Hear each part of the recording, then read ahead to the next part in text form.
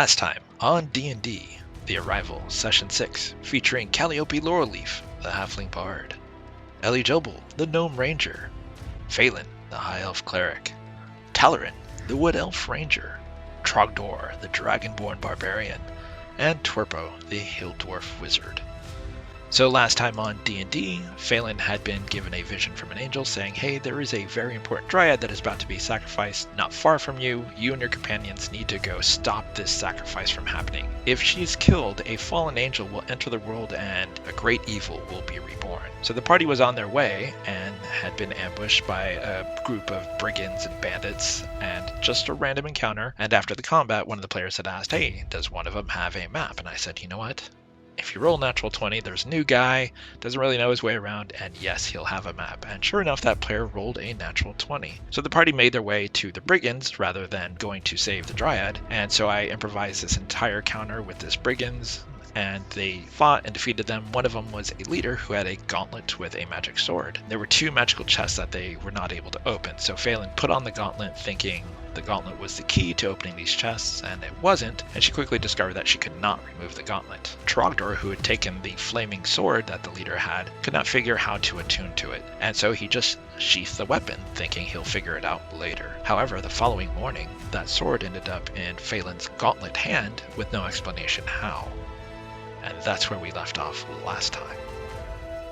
Talarin, who had missed the previous session, returned to the Ivory Coast to report that he had news of a dryad being in danger, and when he had gone to investigate, he found himself fighting a number of cultists but could not get to the dryad to help her, and that he had witnessed a fallen angel basically splitting out from this tree and then killing a unicorn, which turned into a nightmare and they flew off to the west. Talarin noticed immediately that the woods in the Jade Forest began to suffer greatly as the leaves fell from the trees, some of the Fae began to perish. It's as if the touch of winter had washed over the whole land. Talarin learned, to his disappointment, that the party had a mission to speak with the dryad and try to save her, and had got sidetracked by brigands. Talarin learns that the party eventually wants to head west to the Broken Lands. Twerpo needs a sword called a Giant Slayer, which has supposedly been acquired by a guild there that is known as the Forgotten Sands. Phelan had been told by this wizard named Dezerin that there are rumors coming from the Broken Lands about this ancient magic and these old weapons and armor being found, and that this ancient magic may be the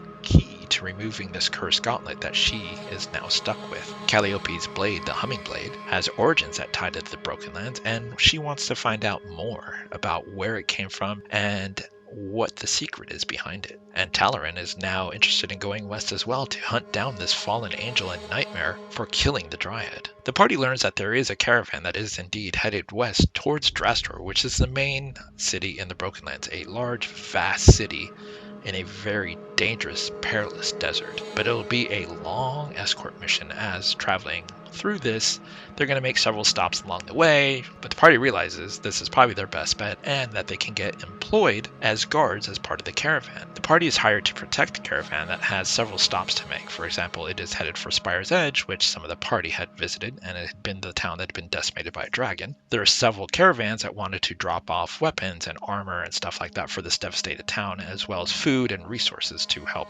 rebuild the town. Due to bandit activity in the area, which the party also encountered, rather than take the common road to Ridgecrest, the caravan will be making a slower but perhaps a much safer trip by sticking to the mountains until reaching Ridgecrest, which borders the mountains. The caravan's path is essentially Spire's Edge to drop off weapons, equipment, food, and resources, then into the mountain pass, where they will eventually reach Ridgecrest, which is the big city in the Ivory Coast. In Ridgecrest, they'll restock and resupply and rest for a few days. They'll move southwest from there to Lakefront, and there they'll restock and resupply and rest for a few days. From there, they'll go west to Redstone, drop off supplies to Redstone, and then they'll go through the mountain pass, then into Ferndale. Then they'll head south to Kings Hill Landing, where they'll restock and resupply, rest for a few days, west through the marshes, and then from there into the Broken Lands. Once inside the Broken Lands, they'll move west to Drastor, which is, as I said, the biggest city still standing in the Broken Lands. And from there, they'll basically drop off supplies, restock, and several people are interested in staying there due to these magic items being revealed in this area, so there are several other adventurers that are NPCs. The caravan at this point will make a journey back following the same path in reverse for those that want to return. As this small 3-wagon caravan comes to a halt late into the night, several people tie up their horses near the trees and begin to set up tents. Several of the people in the caravan get out and stretch, and after a long night's ride, pull out chairs and just sit around to a welcoming campfire and share stories of where they've come from, what they're hoping to do, what some of their wares are, what they're interested in. Everyone but Ellie, who is deep into several drinks, talking with other caravan members, having a really good time, and Twerpo, who is studying her wizardry book and gazing at the constellations, notice that the horses seem uneasy. Before they can figure out what's happening, an Ankheg bursts from the ground and attacked Trogdor's warhorse. Trogdor rushed in to save the warhorse and damage it enough to draw its attention away from the warhorse. The party joins the fight, except for Ellie and Twerpo, who are both too distracted to notice what's happening. Eventually, the creature is defeated, and no help from Ellie and Twerpo. Ellie, who is too drunk to realize what's happened, and Twerpo, who is kind of off and away from the camp so that she doesn't really get bothered by the campfire to observe the constellations. The next 2 days guarding the caravan are spent on edge, as Ankhegs typically do not travel alone, and the idea that its mate may be trailing the caravan keeps everyone awake at night. The party arrives at Spire's Edge, and it's a welcome sight, despite it being in shambles, having been attacked by a blue dragon and several kobolds several months ago. It is in the process of being rebuilt, but scorch marks line the walls, and the towers have been toppled over, show the power and destructive capability of such a magnificent yet dreadful creature like a blue dragon. Barris Gravestone, the mayor of Spire's Edge, explains that he's not even sure why this dragon and its kobolds attacked. It seemed the attack was more motivated by greed, as the kobolds were running through raiding gold and jewelry and not really interested in killing the people of Spire's Edge, more like gathering treasure. Barris Gravestone offers everyone at the caravan free lodging at the Stone's Throw Inn and Tavern. He mentions that it's run by a dwarf by the name of Thoris Blackoak. The mayor gives each of the party members a copy of his seal and explains, present this to Thoris and he'll give you a free room for the night. The Stone's Throw Inn looks as if at one time it was quite glorious. There's things on the wall that indicate at one time something probably hung on those walls. Thoris cheerfully explains, "Mounts," he says with a coy smile. "I used to hang the heads of my enemies on the wall. After Spire's Edge was attacked, I took to selling the mounted heads on the market to earn some money, just so I could donate to help rebuild this fine mining community. I was a part of the Everpeak Dwarven City, not far from here, in the neighboring mountains. Gnolls, hundreds of them, have been popping up and wreaking havoc. I took to hunting them down. The Gnoll chiefs I killed, I put their heads up there." And he points to the wall where clearly there used to be a mount. "I took residence here in Spire's Edge since it seemed to be attacked by marauding gnolls that were coming down the mountain. Eventually, this just became home. The previous owner, a human by the name of Shuttlelocke Everspring, gave this to me when he said he became too old to run it. He still comes by from time to time to see how I'm treating the place." He laughs. He pauses after a moment and looks at the party. Speaking of gnolls, I know you're a part of a caravan, but my understanding is that the caravan will be resting in Spire's Edge for about 3 days. I think I may know where a den of gnolls are. If you could go up there and strike at them, I'd greatly appreciate it. I admit I'd love to do it myself, but even my dwarven bones are beginning to show their age, and they're starting to ache a little. It's less than a day's travel. I would understand if you would decline and just want to rest for 3 days. I've heard rumblings that the caravan was attacked by an Ankheg, and spent the next 2 days wondering if the mate was trailing the caravan. He takes a moment before concluding. Besides, I don't mind hunting gnolls down, but this pack I tracked down, there's something unusual about them. There's undead gnolls called witherlings among them, more savage than their living counterparts, and in all my time, I've never seen undead gnolls like this. Thoris hands the party a leather parchment that has details of a map that leads to the mountain just outside Spire's Edge. I believe there's a gnoll den mother who is responsible for the witherlings. Find her and put her down hard. If you can, if you're the kind, bring me her head. You will know her when you see her. She has one red eye like blood. The other eye is icy white.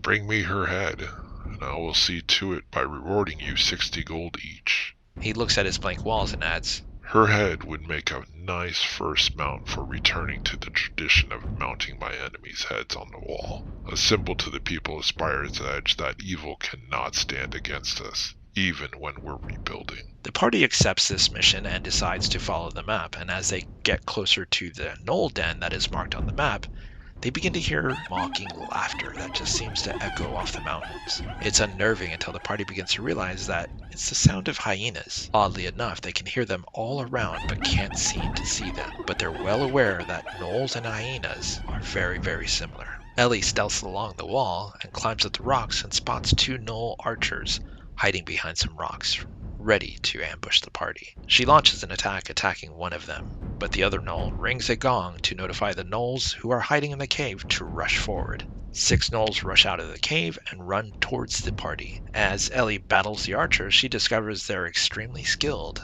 and attack quickly. The other gnolls, rushing forward to meet the party, encounter Trogdor, who has rushed up to meet them, circling around him, striking rapidly, indicating that these are not just average gnolls. These gnolls are specialized in combat. Trogdor rages and frenzies, cutting down several gnolls, but is badly wounded in the process. Torpros enters a shatter spell, severely wounding many of them. Calliope uses one of her songs to distract 4 of the 6 gnolls, who are dazzled by lights and sparks. Talon manages to heal some of Trogdor's wounds, allowing him to finish the fight. The party finds Ellie, who had been wounded but successfully defeated the 2 archers with the help of Phelan's spiritual hammer. The party, wounded and out of spells, opts to hide the bodies and camp further down the trail, keeping a vigilant watch for any gnolls who might come passing by or looking for their former clan members. The camp, thankfully, is not interrupted, and the party returns to the gnoll cave. The small entrance to the cave has a rotten meat odor that permeates throughout the cave.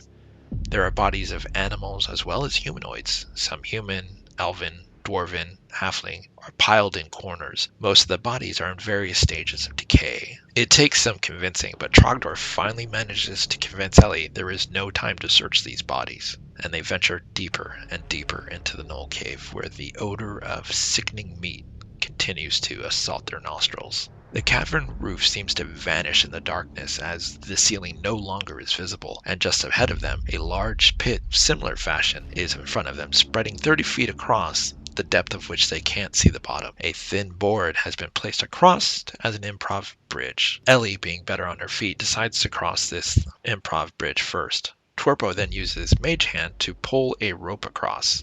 Ellie ties the rope on the other side. Torpo crosses next, followed by Phelan, then Calliope, then Talarin. As Trogdor is crossing, a dark mantle drops on top of him. Trogdor manages to keep his balance, but barely. Ellie dips a arrow into poison and fires away, but due to Trogdor struggling to get the dark mantle off of his head, he is hit instead, due to a critical fail. Eventually, the dark mantle is killed and Phelan cures the poison. As the party rounds a corner, they see a light just inside the cavern, and it appears to be a human who has cornered himself and swinging his torch widely about. He is completely frantic. The party tries to communicate with the man, but he is overly frantic, shouting things about being dead and alive, and that his soul was being ripped out by the Den Mother. After a moment, a shadowy being appears and attacks the human. Talarin shoots an arrow to put the human out of his misery, but the shadowy figure returns its attention to Talarin, furious to have its kill denied.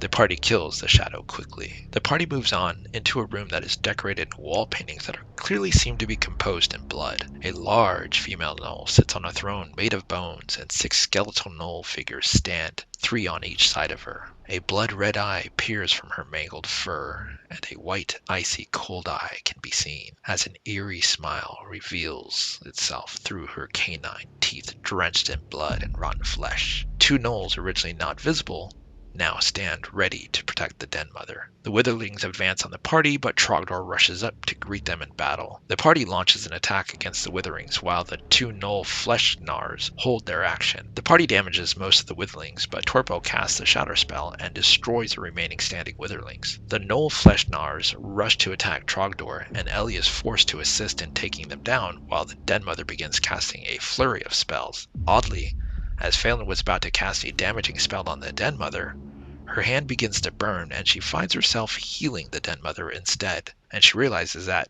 the evil inside the gauntlet is influencing her. Torpo manages to launch one of her spells that lands 3 bolts of powerful flame against her and finally puts the Den Mother down. Trogdor removes the Den Mother's head to bring it back to Thoris Blackoak, as he had asked. The Den Mother's Shaman book is recovered. The book involves a heavy amount of necromancy. One such spell calls on pulling the soul out of a dying person to animate other things. The Den Mother has made notes in this book about trying it on various people that they've captured from caravans.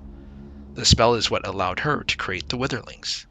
The mechanics of the spell are like none they've ever seen before, leaving the mystery of where the Den Mother even gained this knowledge. Trogdor eventually locates also 2 gems that seem to have eyes inside of them. Inside the Den Mother's book, they find a ritual that describes on how to create a flesh golem, and that's what these gems would have been used for. And that's where we end this session.